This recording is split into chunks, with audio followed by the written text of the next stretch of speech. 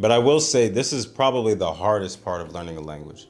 So yes, it's uncomfortable, it kind of sucks. But if you can get the very hard part out of the way initially, I believe the rest, it's not easy per se, but it does open you up to just having a lot more experience and a lot more flexibility with the language. Because again, our goal is to make the language work without really having to think about it. When doing this, by the way, just get the base word down. Don't worry about the different forms and the negative form and all that. It's okay to have an idea about the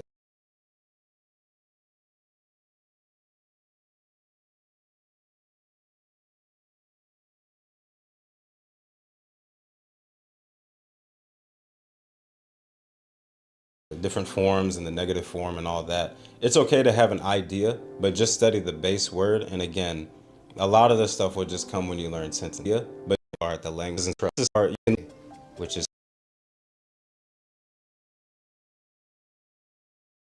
trust and and this it's important, probably the hardest part of learning a language. So yes, it's uncomfortable, it kind of sucks.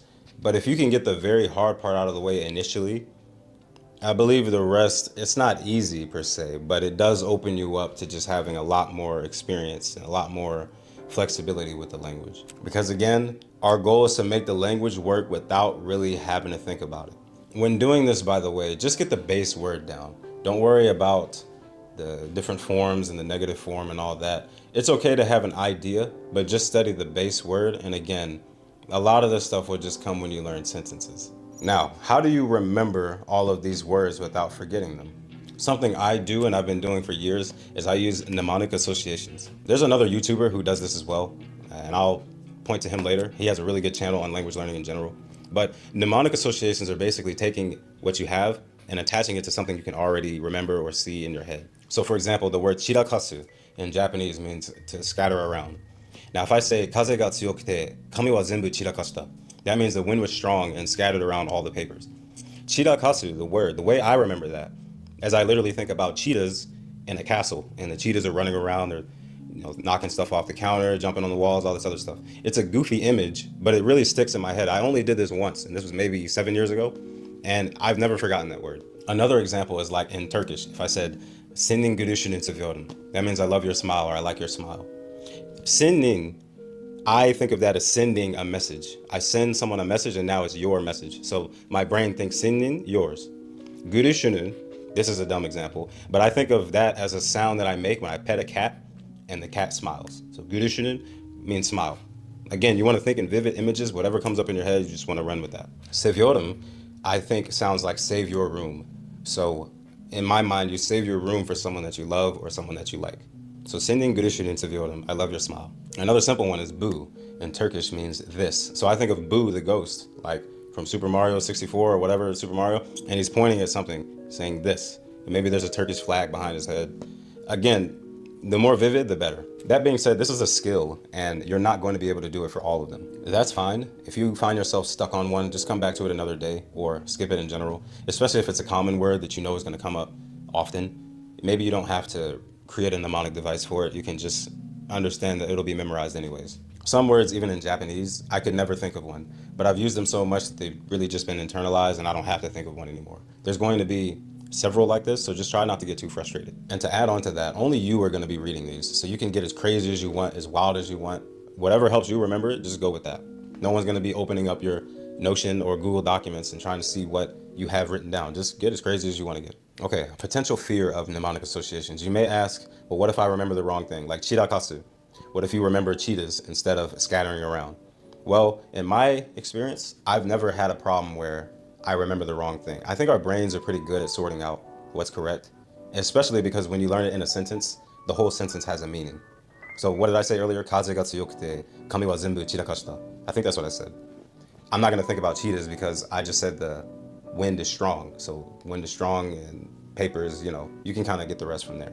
But in my experience, I never really had a problem remembering the correct thing. These days, I believe you can find full Excel sheets of vocabulary lists online, and then maybe you'll just have to add a column and add a association on the end. So if there's like 4 columns, just add a 5th one and add whatever helps you remember it. I may make some or find some and put it on my Patreon or Discord, but try to do it on your own. A lot of this is going to be a deliberate effort. But again, The time it takes you to do this, it may seem like a lot, but it's going to save you months, if not years of total practice. So it's worth really doing your homework on. And take your time with it. You may only get through like 20 or 30 a day. Not even that. You may only get through 10 and you're mentally exhausted. That's fine. Again, this is kind of a hyperbolic time chamber in a sense, where everything you do really accounts for months of work that someone else would do. So there's an idea I call an intervallic idea.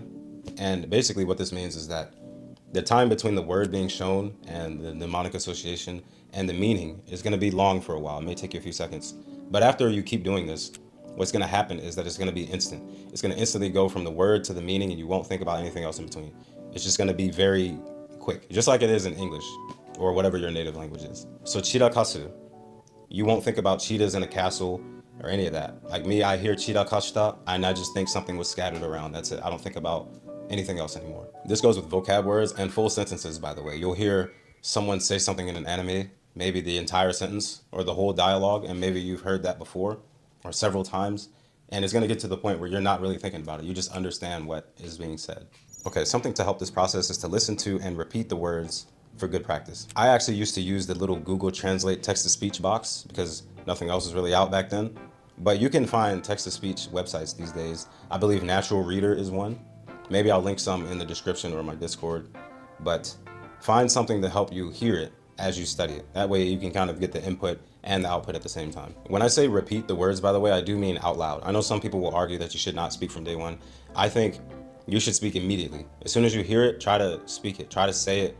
Just get it in your brain and get it working, because this is really going to help you in the long run. This may require you copying and pasting words one by one, but again, this is going to save you months, if not years of practice in general. So it's just something that you're going to have to do. But an alternative these days are Anki decks.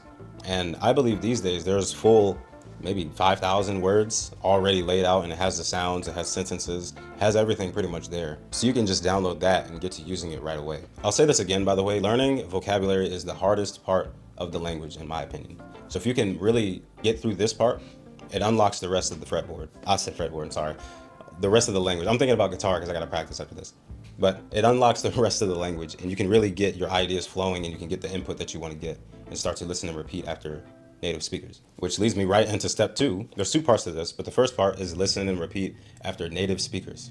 I really want to emphasize native speakers because I speak Japanese in several shorts and just different content on my channel, but I don't have the best accent. I say things wrong and all that. You really want to prioritize native speakers. Take their sentences and what they say and say it like them, because they have a lot of the things that I don't. So really prioritize native speakers. So the importance of listening right away after the vocab is because sentences tend to blend together in Japanese and most languages really. And it's a very fast language. So you want to just start getting the repetitions in. This is going to be very difficult when you start, and you may have to listen to the same sentences 20, 30, 40 times. But that's a part of the process. Movies are fine, anime is fine, YouTube is fine. I would recommend finding something with human-made transcripts if it's YouTube. Things like the Easy Japanese channel or TED Talks or street interviews. Regardless of whatever method you use, understand that the fundamentals of the language are the same. So you can learn from anime, you can learn from YouTube, you can learn from TED Talks, but a lot of the fundamentals are going to be the same. Now, if you only learn from anime, there will be an adjustment phase, but it's not that bad. Believe me, you'll be fine. Just use discernment. Just like you would in English, you wouldn't say fight scene things at the restaurant and vice versa. It'll be the same in Japanese, and it's not that hard to decipher. You'll be fine. But understand that the fundamentals will carry over. This is optional, but use documents titled after the video you're watching to fill in vocabulary knowledge gaps. This is something I used to do for some things. Say I watch a TED Talk in Japanese and there's a lot of words that they use. I'll have a sheet named after that with the link, and I would have the vocabulary words there, create a mnemonic association, and so on. This was just if I didn't know the word already. Okay, step 2B, which is more important in my opinion, is to make or find several hundred sentences in every category around your life and drill those. This means basic interrogatives, small talk, things around work, school, where you're from, all that, hobbies, interests, anything like that that anything that involves the same things that you would talk about in English. These are the things you want to do in the target language too. A note about translators and ChatGPT. I know people talk bad about it, but in my experience, they're actually really accurate. The problem people have is they don't know how to use them, and so they give it a bad rap. But if you use it correctly, in context, that's all you have to do, just use it in context. It's actually pretty good. Most of the Japanese I learned when I was at work in Japan was right from Google Translate. And I would say those sentences at work just fine and everyone understood me. I still got paid a lot of money and so on. But if you put in isolation words or just some random thought that doesn't have a context, it may give you the wrong meaning. ChatGPT is even better in my opinion because you can prompt it to say, hey, give me 30 sentences about jujitsu in Japanese, and it can just spit them out right away. And now you have practice for the next couple days right there. And a comforting note again, whatever you study, the fundamentals will carry over, especially certain things like combat sports. You'll have to learn how to say, if something happens, then do this. That fundamental is very useful in just normal language. In general, my opinion of sentences is that they're frameworks. And the more frameworks you learn, the better. And the more you drill these, all you have to do is change out the subjects and the vocabulary words whenever you need to. So me, in my brain, when I'm speaking Japanese, I basically say the skeleton of a sentence and then I just pick a vocab word to put in place. That's, in my opinion, that's how a language kind of works without you really having to think about it. And another comforting note here, we're not trying to be perfect, okay?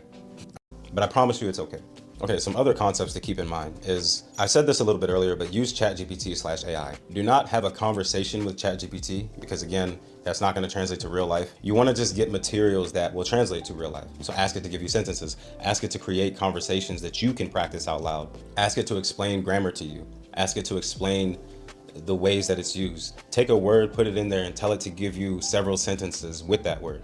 Just get really creative with it, but you can leverage AI in such a good way that you can get a week's worth of work done in just a few minutes of typing.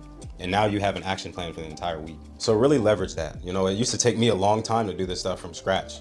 Notebooks, Google Docs, all that. Now you can just type it in and you got everything. Of course, this is still really hard work because you have to do a lot of deliberate practice, listening and speaking out loud and all that kind of thing. But you get a lot of the upfront work out of the way. Okay, I'm gonna talk about making the process fun. So as you can tell, everything I've said so far, it's not really that fun, studying a bunch of vocab words, drilling the same sentences. It's not really a fun process. So I would say on some days, if you need a break or you feel like you're a little bit burnt out, then you can opt for the more passive options, or you can just take a day off. But I would also add that maybe you should see the end result as fun. You know, watching Jujutsu Kaisen or JoJo's Bizarre Adventure or something with no subtitles. See that as fun. Take a break when you need to, and like I said, use passive methods when you want that break. But really try to push yourself a bit and see how much discomfort you can deal with and try to get to that goal. Because that is way more fun than trying to watch kids shows in Japanese and all this other stuff. Because you know what you actually want to watch. The quicker you can get there, the faster you can actually enjoy it. Okay, the next one is spaced repetition. In my experience, spaced repetition is a natural process that's just gonna happen. You don't have to schedule days, you don't have to schedule times. It can be 10 minutes, it can be a day, it can be a week. It's just gonna happen naturally. In general, when you're learning, once you kind of have it down, just move on to the next thing. If you know, I'm gonna use the same word, chirakatsu. If you can say it out loud and you understand the meaning, move on to the next thing. By the time that word comes up again, see if you remember it. That is a spaced repetition. You don't have to really calculate this. Okay, now I'm gonna talk about why I really believe in this method and why I believe it's the absolute best way to learn a language with my experience. And this is something I call the Hinata realization. So to make a long story short, I was working out at a gym in Japan, and the manager I used to talk to all the time wanted to hire me. So we kind of did the interview while I was resting between sets, and I asked him a lot of questions, and that was it. I got the job. However, the only problem was I was conversationally fluent, but I couldn't talk about anything a personal trainer would do. Or I didn't have a certification or any of that. I had 2 weeks to do this. So I had to learn about how to say all these fitness movements, breathe in and out, certain postures, certain positions, hydration, diet, nutrition, all this other stuff. Keep your knees outside your toes when you squat, you know, all the trainer type stuff. I had 2 weeks to learn this stuff. And so basically what I did is exactly what I'm telling you here. I got all the vocab words I needed and I started making a whole lot of sentences with Google Translate on just gym talk. I would just create sentences. I thought of every possible gym scenario that I could so I could fill in as much gaps as possible in that 2 weeks. The result of this is that a lot of the vocabulary words and sentences that I had trained at home with no one else, it actually came out pretty natural when I had to use it with clients. They all understood me just fine. I could understand the things that they were asking me. And it was a really big realization for me at the time. However, I was still having to process it. This is where the Hinata part comes in. My client Hinata at the time, this was the day where everything felt subconscious.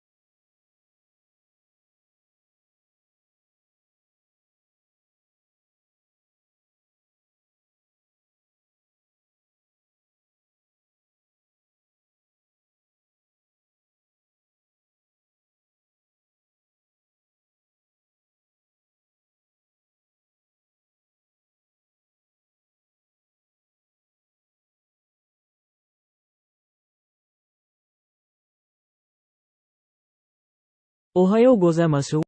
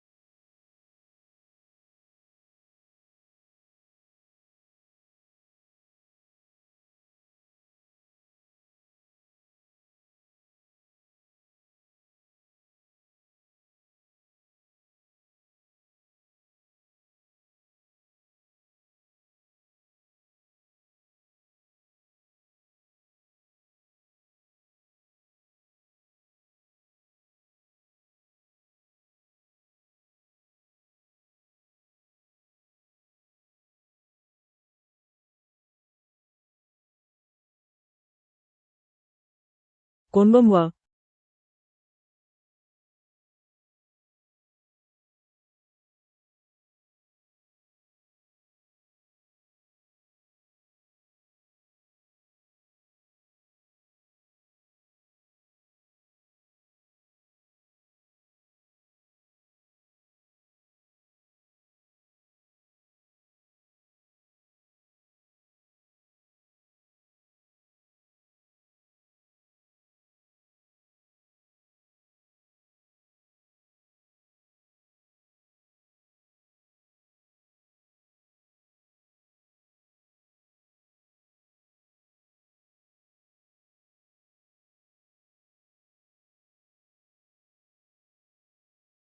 Looking to take the next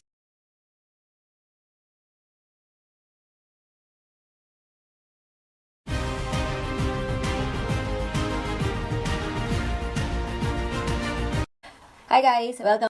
Long time ago. Although I am not yet watashi is watashi, which you will hear usually in a very formal setting or situation. Watashi tachi.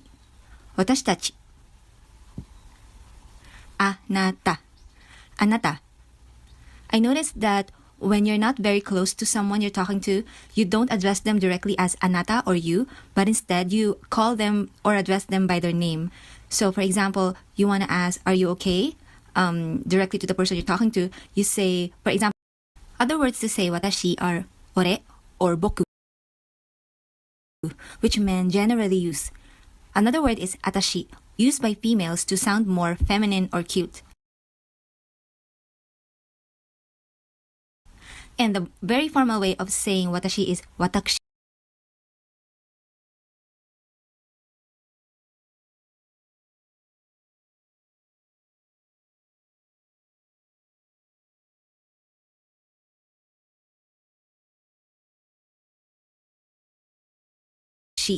Which you will hear usually in a very formal setting or situation.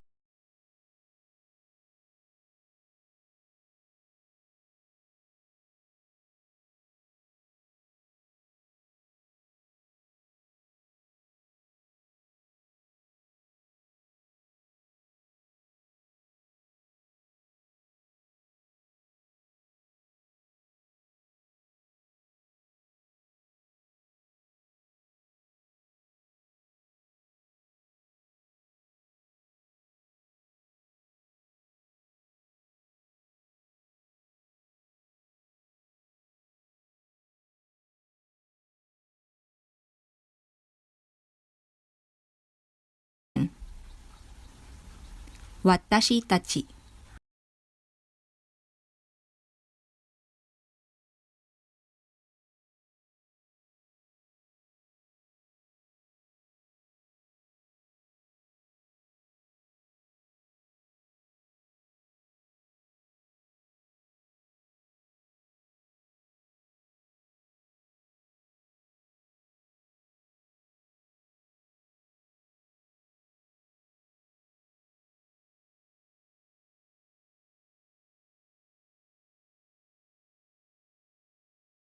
Watashi tachi.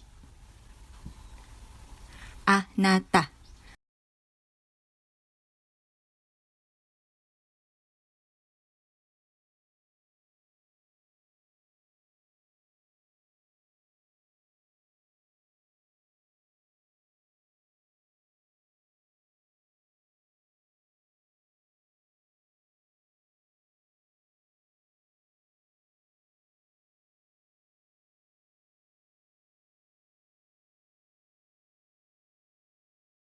Anata.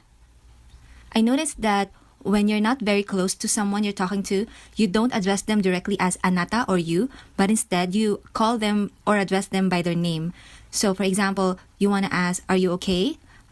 Directly to the person you're talking to,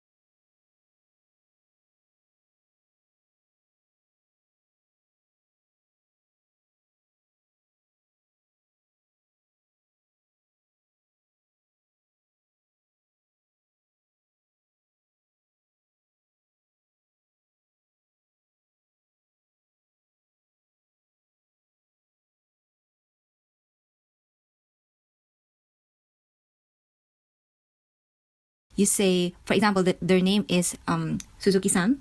So you say instead of, are you, あなたは大丈夫ですか?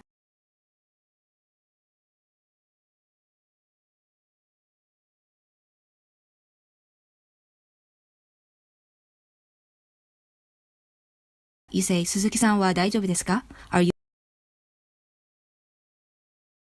okay, Mr. Suzuki? So just be very careful with using あなた. Again, if you're not very close to someone, it's better to use or address them by their first name or last name followed by san instead of saying あなた. Also, this word can also be used as a term of endearment. Sometimes wives would refer or call their husband あなた. あの人.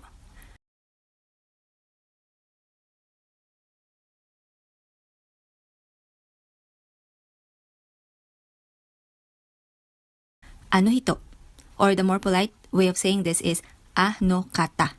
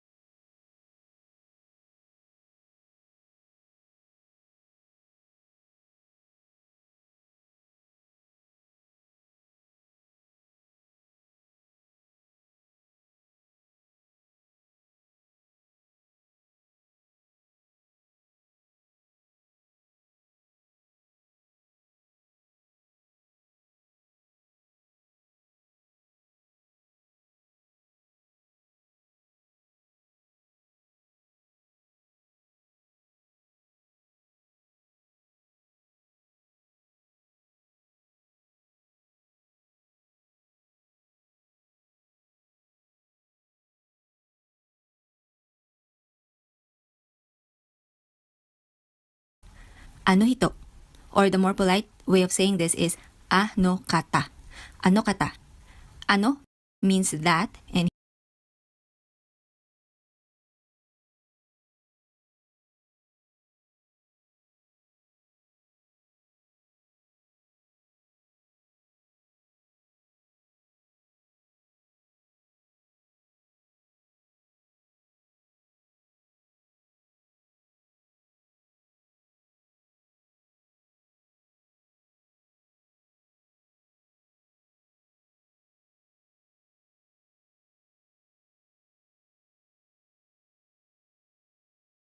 hito means person.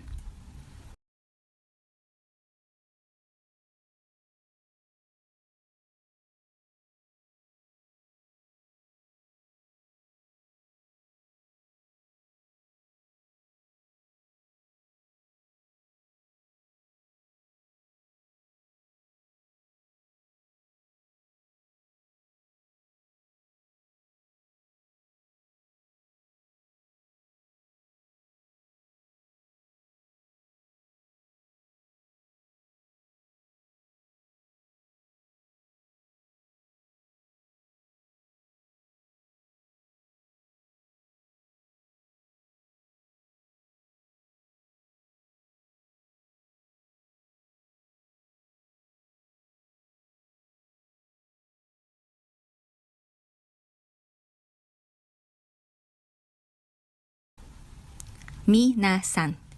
皆さん。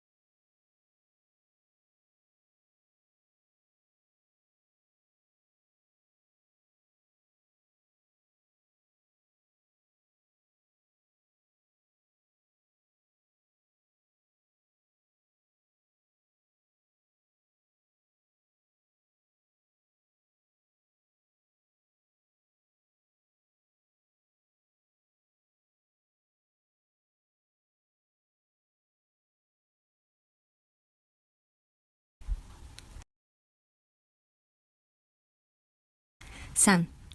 San. So this is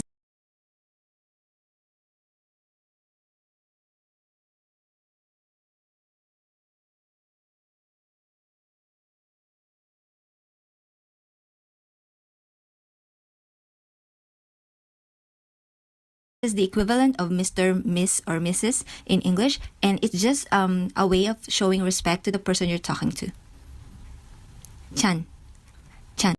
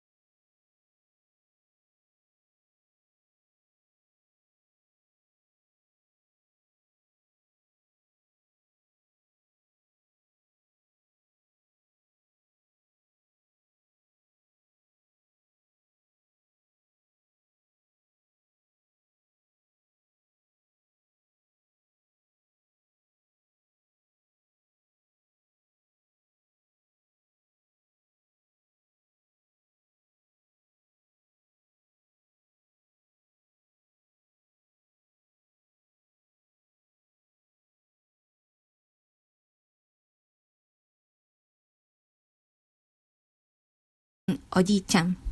But this can also be used among friends or lovers who've known each other for a long time. This just means that the speaker finds the other person cute or attractive or lovable. 何も変えられないかもしれないのに、なぜ人は祈るのでしょうか。この一見根拠のない。kun.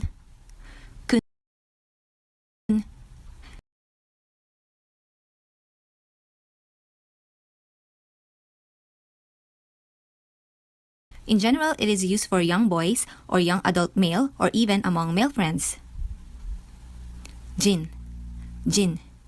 For example,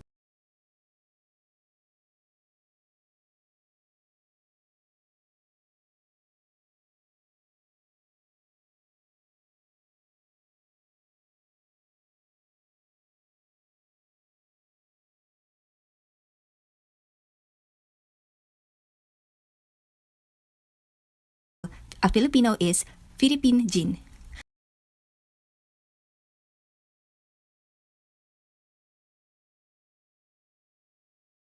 An American is America Jin.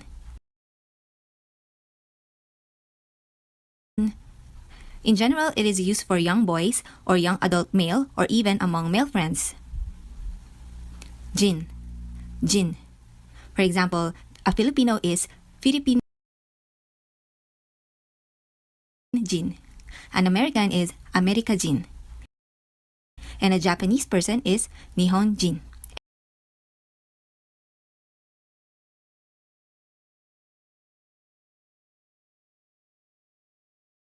And so on. Sensei.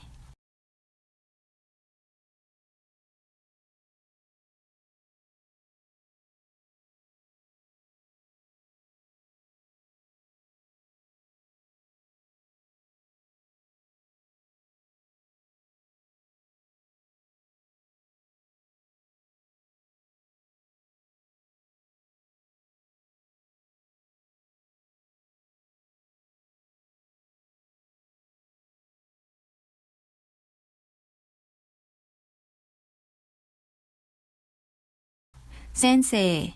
Notice that we have a long vowel at the end. Se. Okay. Sensei. Kyoshi.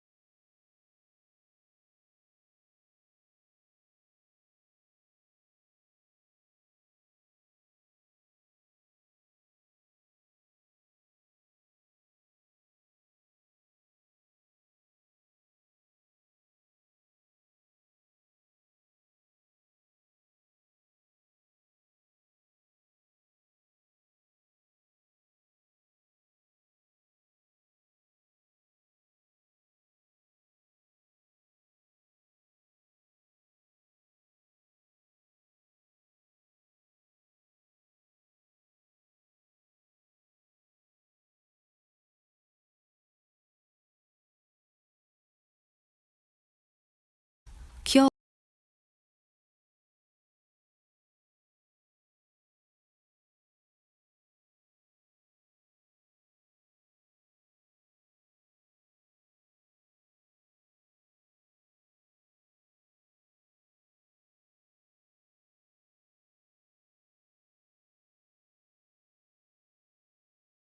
Kyoshi.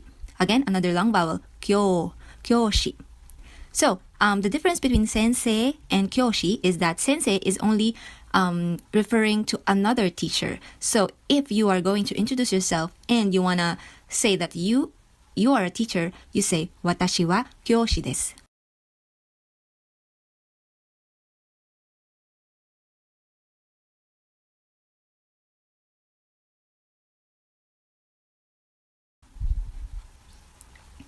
学生。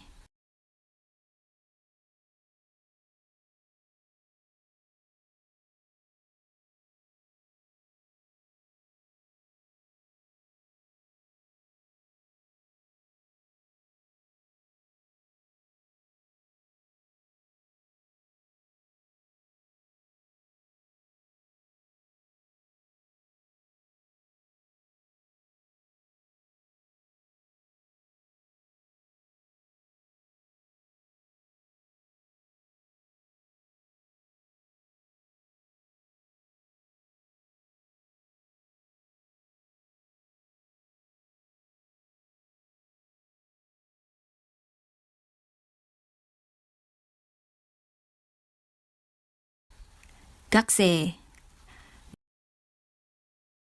Notice how we don't pronounce the U in the ku syllable. It becomes 学生。会社員。会社員。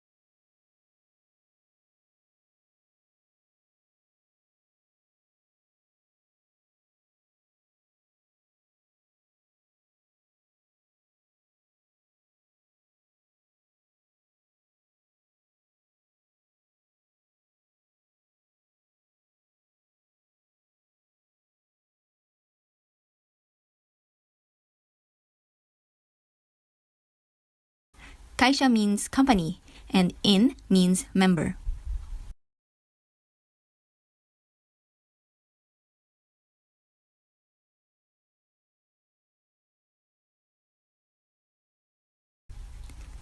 Shain. Shain. 銀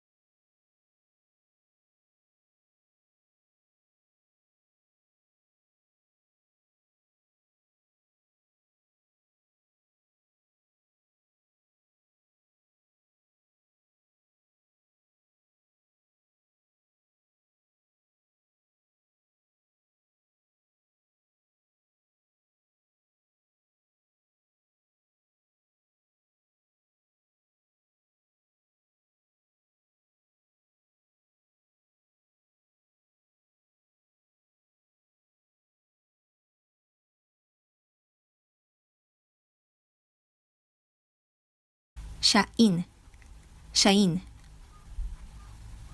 銀行員、銀行員。Notice that the N syllable or N becomes NG sound.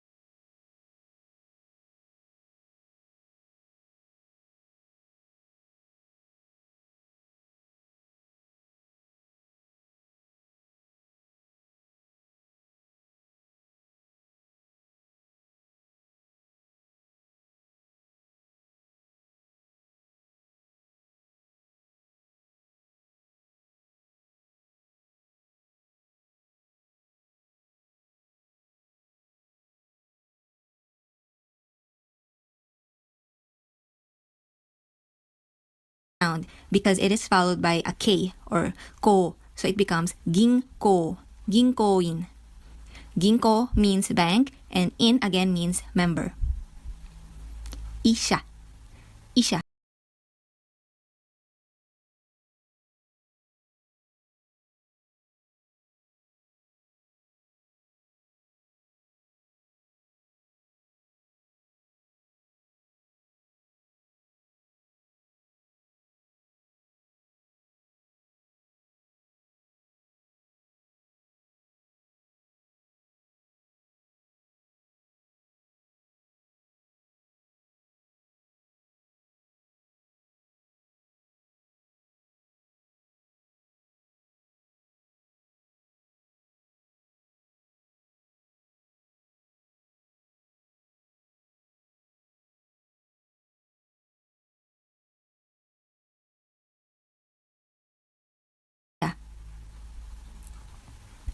Genkyusha,